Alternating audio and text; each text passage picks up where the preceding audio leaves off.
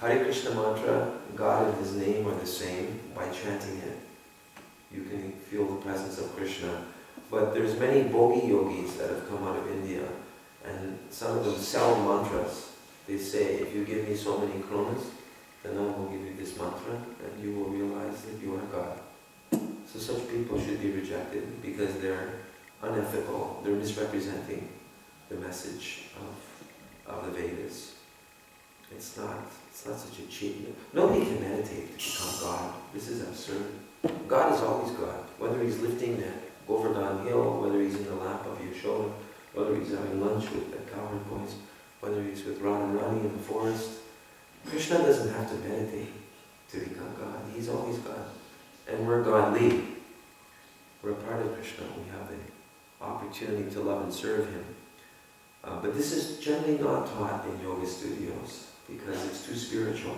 They might lose a few customers if they explain that. Prabhu, also the point of love that, you know, with the, when you cook and like this, and instead of just cooking to please the family members, their tongue, but when you do things together to please Krishna first, like tell the children, what will you give to Krishna today? Then they can find maybe a flower in the garden or small things, and the whole morning starts with such an offering of love.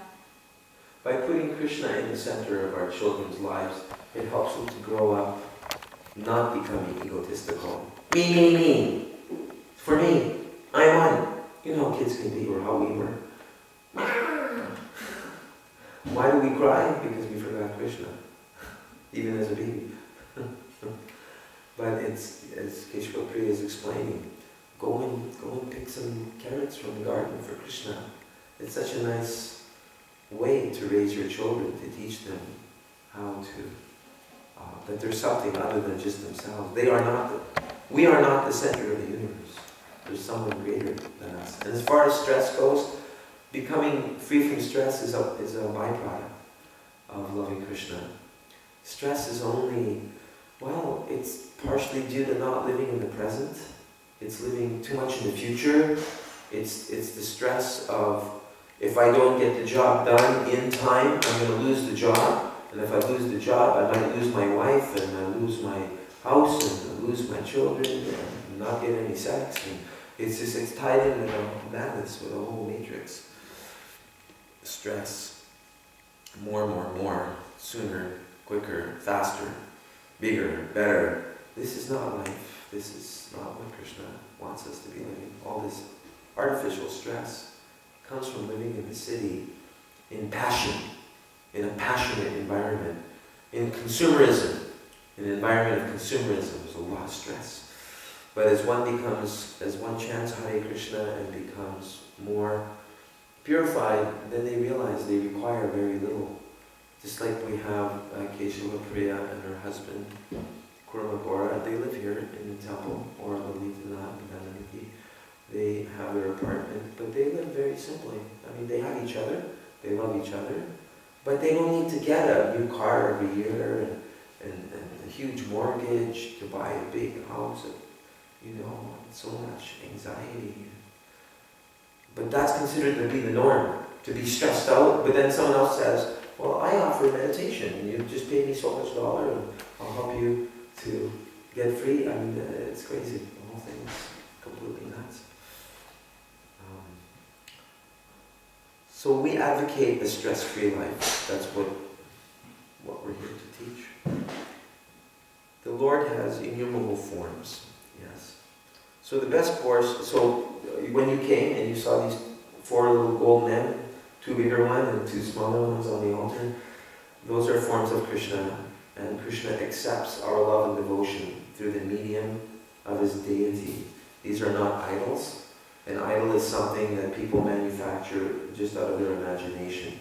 But these forms of Krishna are actually described by great sages and pure devotees who have realized Krishna, seen Krishna face to face. What we're doing here has been going on for thousands and thousands of years. It's not something that we made up. It's something we learned from our spiritual master, Srila Prabhupada, who learned it from his spiritual master, who learned it from his spiritual master, going back all the way to the original spiritual master, Lord Krishna. So the best course is to hear of the holy name, form, and so on from a pure devotee of the same standard as oneself. In other words, one who is attached to Krishna should chant and hear from other pure devotees who are also attached to Lord Krishna. The same principle applies for devotees attracted by Lord Rama, Lord Narasimha, and other forms of the Lord. So just like if you have one candle, from one candle that's burning, you can light up other candles. So Krishna is like the original candle, and the other candles are different expansions of Krishna, known as Vishnu incarnations. That's why we wear this symbol on our forehead. It means that these bodies are temples of Vishnu, or temples of Krishna. And it also protects us, and anyone who sees it becomes free from all their sins, all their karma. So it's a good habit to get. It's a spiritual cosmetic. It's a way of attracting Krishna. If you want to look pretty, don't forget to put your tilak on. Start a revolution. Everyone in Denmark should be wearing tilak. At our temple in Montreal, when people would come to the Sunday feast, we'd have someone with a little container of tilak. People would walk in. We put tilak on their faces. Yes, it's made from the clay of the Ganges River in India. Sacred river that's coming from the spiritual world, from the Vaitarani River. So, just so you don't get confused, because sometimes people come from Christian backgrounds think, oh, Hinduism, Hare Krishna, they worship many gods. No, we worship Krishna, but Krishna has many incarnations. And besides his different incarnations, such as Buddha, such as Rama, he has 33 million demigods and goddesses that are part of his government, so to speak, that help to run the material world. So it's not that we're polytheists, but if someone doesn't know that Krishna is in charge of all these demigods, they may think, oh, it's a religion that believes, that worships many gods. People who are more materialistic, they will worship these demigods and goddesses, because that's what demigods and goddesses give, is material things. But they don't necessarily give love of Krishna, and they don't give freedom from the cycle of samsara, because they themselves are still in that cycle. Even though they may live 10,000 years, they still have to die. So demigods and goddesses are souls like you and me, but they have a desire to want to control and to enjoy. So they're devotees who still want material things. So they get to be a controller, in charge of the rain, in charge of the wind. This is found in Viking philosophy. This is found in Greek philosophy, Roman philosophy, Celtic philosophy, all these different gods, so to speak. So we call them demigods, or demigoddesses. We respect them because they're devotees of Krishna, but they are not Krishna himself. So that sometimes that passes off as Hinduism, thinking that there's many, many gods to worship. No, if you water the root of the tree, then all leaves and branches and flowers are nourished. So, because Krishna is the ultimate form of the Lord, Krishna's tu Bhagavan Swayam, it is best to hear about Lord Krishna's name, form, and pastimes from a realized devotee who is particularly attracted by the form of Lord Krishna. In Srimad Bhagavatam, great devotees like Shukadev Goswami have specifically described Lord Krishna's holy name, form, and qualities. So, who is Shukadev Goswami? I mean, this must be a lot of information for you. We understand. But just by hearing it, you become purified, whether you understand it all or not. So, this is a painting here, and the person who's sitting on the seat is known as Shukadev Goswami, and the person who's kneeling in front of him is known as Maharaj Pariksit. And Maharaj Pariksit was the emperor of the world, living in New Delhi, but he found out he only had 7 days left to live. So he went to the Ganges River to ask the sages first of all, who is the greatest amongst all the sages? And Shukadev is the father of Vyas. And Vyas is the compiler of all the Vedas. He's also an incarnation of Krishna. So... You said Shukadev was the father of Vyas? No, son, excuse me. Thank you. You're listening. I said that on purpose just to see if you're listening. So, yes. So that's what we're talking about when we say Shukadev. Shuka means parrot. So just like when a parrot sticks its beak into a mango fruit, what happens to the mango? Any idea? What happens to a banana if you bang it, if you bruise it? Gets brown. Gets brown, but what about the taste? Still the same, aren't they? Is it? It gets sweeter. Huh?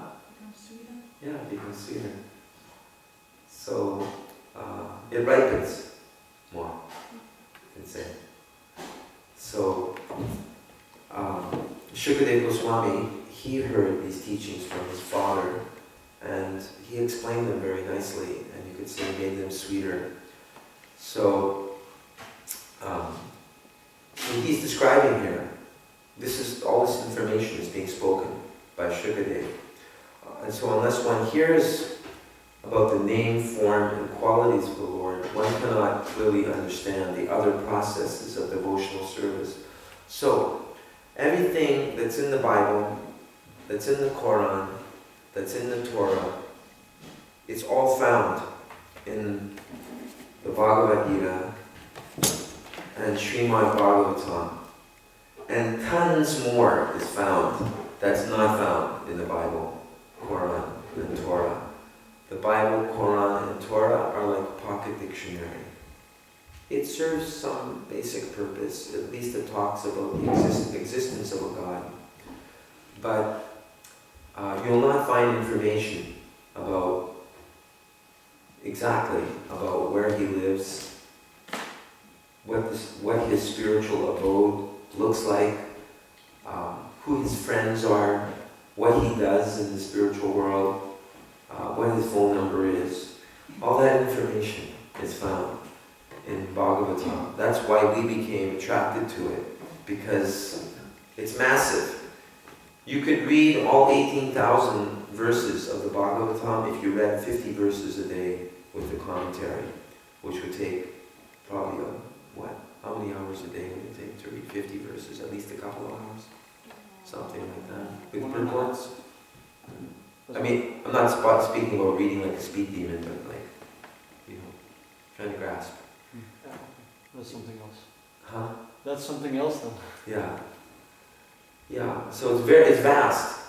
The Srimad Bhagavatam covers every topic. It covers philosophy, sociology, psychology, how to, develop a city, how to deal with criminals, how to have a happy married life, how to become sustainable.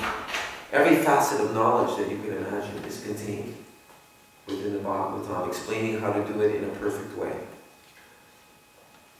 So therefore, Sri Chaitanya Mahaprabhu, that's the name of our deity on the altar, he'll make his appearance again, I don't know when, but when does he appear again? In a few minutes? Okay. So Sri Chaitanya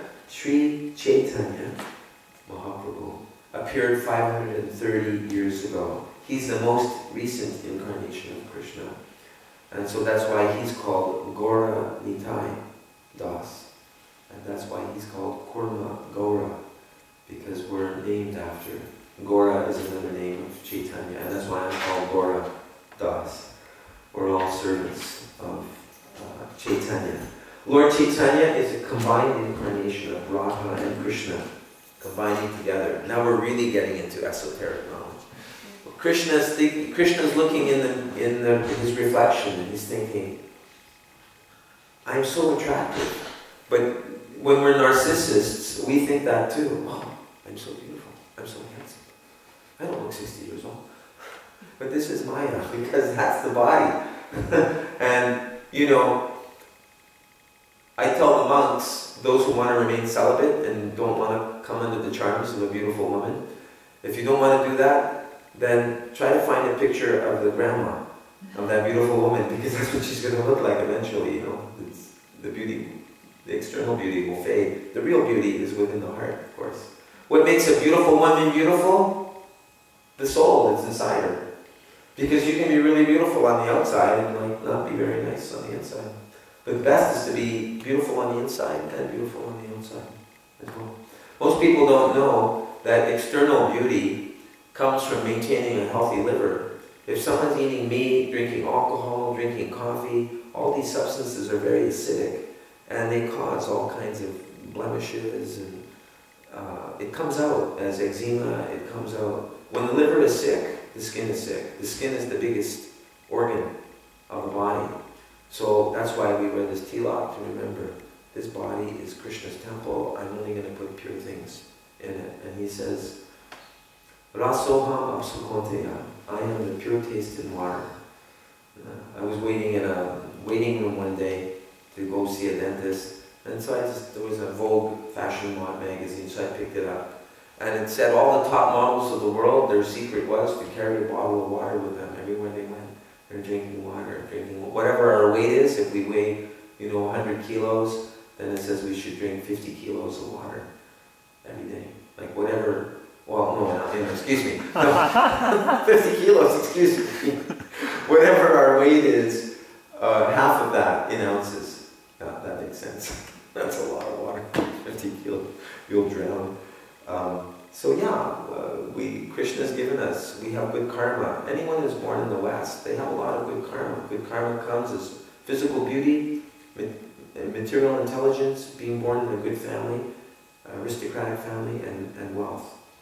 And these four things, if we have them to varying degrees, are there so that we have more time to become Krishna conscious in this life and finish up self-realization. Otherwise we have to come back and continue from where we left off. So I'll just continue a little bit more. So therefore, Sri Chaitanya Mahaprabhu recommends that one chant the holy name of Krishna, Param Vijayate, Sri Krishna Sankirtanam. If one is fortunate enough to hear from the mouth of realized devotees, he is very easily successful on the path of devotional service. So everything that we're reading here, you can listen to it online. We can give you links. And if you continue to listen to this transcendental sound vibration, you will actually feel yourself becoming free from stress. A lot of people could have prevented committing suicide if they would have read these books or chanted the Hare Krishna mantra. Because people commit suicide when they don't see any other options. When the suffering and the pain is so much, okay, I gotta end this now. Not knowing that our body is a gift from Krishna. And if we commit suicide, we have to take birth as a ghost in the next lifetime, because that's the karma for committing suicide. Therefore, hearing of the holy name, form, and qualities of the Lord is essential. Do you have any comments or questions, anybody, up till now? Is everything self-explanatory? Okay, so here's another verse from the Bhagavatam. Now Lord Chaitanya is going to make another appearance. Here he comes. He wants to see us. HG Gaura. Yeah. So 3 or 4 times a day we offer our food. We bring our, whatever we prepared in the kitchen, we bring it to the altar. And we ask Lord Chaitanya and Lord Nityananda, this incarnation of Krishna, to please accept what we offer. Now an arti ceremony is being performed, offering of incense and flower. So there's a verse that's being quoted here from the Bhagavatam, from the 5th chapter of the 1st canto, 11th verse. Visargo janata viplavo yasmin pratishokam apadavati api namanyanam tasya yasho nipitaniya shunvanti gayanti grinanti sadavaha, which means verses describing the name, form, and qualities of Anantadev. This is Anantadev on the left. This is Lord Nityananda, Anantadev, Balaram. So, verses describing the name, form, and qualities of Anantadev, the unlimited Supreme Lord, are able to vanquish all the sinful reactions of the entire world. Wow. So this chanting isn't just good for us, but it purifies the whole of Copenhagen, the whole of Denmark becomes purified by this chanting. Have you seen us chanting on the street before? No? Okay, you can come with us sometime if you like. Therefore, even if such verses are improperly composed, in other words, they may have some grammatical error, devotees hear them, describe them, and accept them as bona fide and authorized. They don't make a whole conspiracy and revolution about something which is improperly composed and create enmity and other movements and factions. No. So in this connection, Sridhar Swami has remarked that a pure devotee takes advantage of another pure devotee by trying to hear from him about the holy name, form, and qualities of the Lord. Just like when I was in Vrindavan, my dear godbrother Kavichandra Swami knocked on my door and said, "Hey Gaura, would you like to read with me?" And so we got together and we read about a great devotee named Rasikananda. And that touched me so much. This is friendship. We're trying to help each other go back to the spiritual world. We're trying to help each other from not falling back into Maya again. This is a real friend, not someone who offers us a beer and a joint and keeps us in illusion. That's not a friend. So if one girl here was saying yesterday how she's trying to be a vegetarian, but her parents are forcing her to eat meat and she doesn't want to do it. And even her friends make fun of her, telling her how foolish she is for not eating dead bodies. I mean, think about that. You know, people are ridiculing you. Like, why don't you like corpses? You know, like what's the difference between eating an animal and being a cannibal? In a sense, you know, you're eating dead flesh. And this girl had come to her own realizations. I don't want to live like this. And she's experiencing all this pressure. No, you gotta eat meat.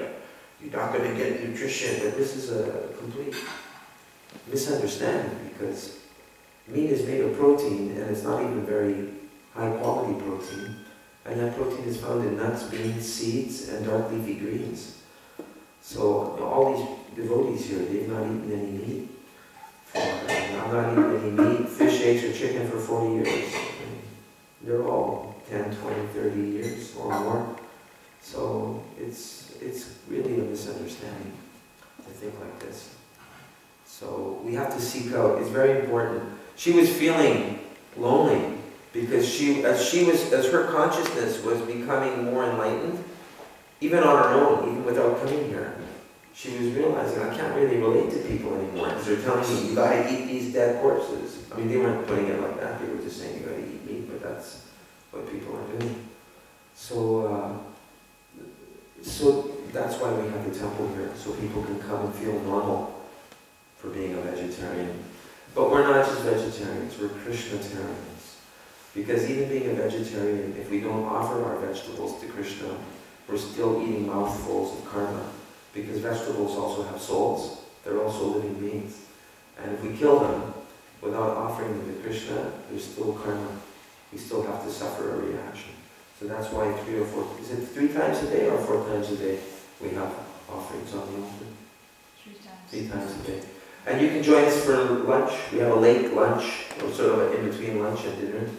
It's 4 o'clock here, every day. You're welcome to come. And Sunday, it's the Sunday feast. We have about 100 people coming between 3 and 6 o'clock every Sunday for chanting, like what we did this morning, and a little talk and dinner. So I'll just finish this paragraph. That in this connection, Srila Sridhar Swami has remarked that a pure devotee takes advantage of hearing from other pure devotees. And this brings us to Kirtanam, which is the second process of devotional service. So if you go to the yoga studios today, Kirtan is becoming very popular. Kirtan comes from the Sanskrit root kirti. Kirti means fame. So to do Kirtan means to give fame or to glorify Krishna.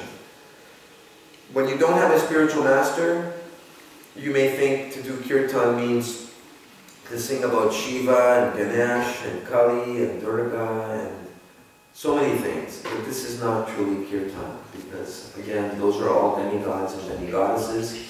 They don't give us freedom from the cycle of birth and death. They still keep us here in the material world. So there's even misconceptions about what kirtan is. We're trying to give the pure understanding. The hearing of the holy name has been described above. Now let us try to understand the chanting of the holy name, which is the second item in the consecutive order. It is recommended that such chanting be performed very loudly. In Srimad Bhagavatam, Narada Muni says that without chain, he began traveling all over the world, chanting the holy name of the Lord. Similarly, Sri Chaitanya Mahaprabhu has advised, this is one of the most important verses that you'll ever hear, and I think everyone here has it memorized. Trinadapi sunichena tadorapi sarishnuna amanena mahadena kirtaniya sadari. A devotee can very peacefully chant the holy name of the Lord by behaving more humbly than the grass. So how does the grass behave if you step on the grass? The grass doesn't come back up and, how dare you step on me? Don't you know who I am? I'm a piece of grass. No. Someone's, giving you a hard time. I understand, maybe you've been having a hard day. And instead of being in a feisty mood, if someone's angry, then by becoming angry at them, we're just going to make them suffer even more. So, behaving more humbly than the grass. Being tolerant like a tree. So how is a tree tolerant? Well, sometimes people carve their initials into a tree. Lonnie loves so-and-so. But the tree doesn't complain. The tree goes on giving shade, giving fruits, giving flowers. Even people are cutting it down. It's just giving. It's just loving. So more tolerant than a tree. Tolerant, another synonym for tolerant is forgiveness. Sometimes people hurt us with their words, with their actions, or we even hurt ourselves. So we have to forgive ourselves for acting stupid. And we need to ask others to please help us so that we'll stop acting stupidly. Give us their company, give us their association. And if someone's acting foolish, or they didn't understand us, or they made, I think a lot of offenses are made because people are presumptuous of one another. They think they know why someone did or said something, and then they react, and then they later realize, oh no, what have I said or done? Just like some marriages, they end because I said something wrong, now I long for yesterday. Yeah. So, become tolerant, more tolerant than a tree, without expecting honor from anyone else. Such qualifications make it easier to chant the holy name of the Lord. The process of transcendental chanting can be easily performed by anyone, even if one is physically unfit, classified lower than others, or devoid of material qualifications, or not at all elevated in terms of pious activities. The chanting of the holy name of Krishna is beneficial. An aristocratic birth, an advanced education, beautiful bodily features, wealth, and similar results